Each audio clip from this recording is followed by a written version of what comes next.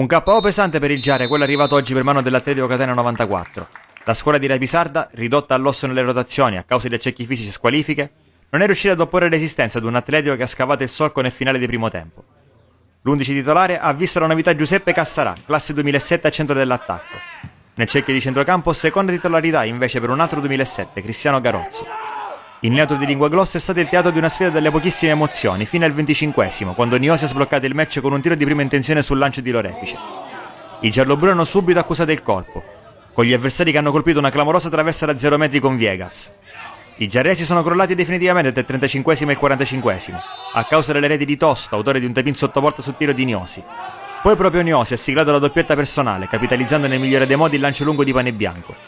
Infine è entrato di prepotenza in partita Grasso, prima con uno scavetto sull'uscita di Cirnigliaro, poi con una doppia conclusione dove il portiere giarrese è riuscito ad opporsi alla prima dovendo arrendersi sulla facile ribattuta. Il secondo tempo ha visto gli ingressi immediati in campo di Tomaselli e Amante e successivamente quelli di Camga, Liga e Zannini. Il Giarri ha cercato ripetutamente il gol della bandiera, con Limina, Giordano Santapaola, Lemura e Liga, ma ha sbattuto sulle parate di Dakata e sulle imprecisioni dei tentativi, sintomo di una giornata decisamente storta.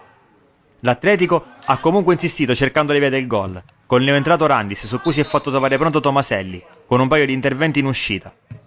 Una sconfitta comunque netta e che deve smuovere qualcosa nella testa dei gialloblu, perché serve assolutamente conquistare punti preziosi, dato che il campionato non aspetta. L'ultima ed unica vittoria è datata 28 settembre e domenica prossima ci sarà una sfida di grandissima importanza per i giarresi, che faranno visita alla Leonzio,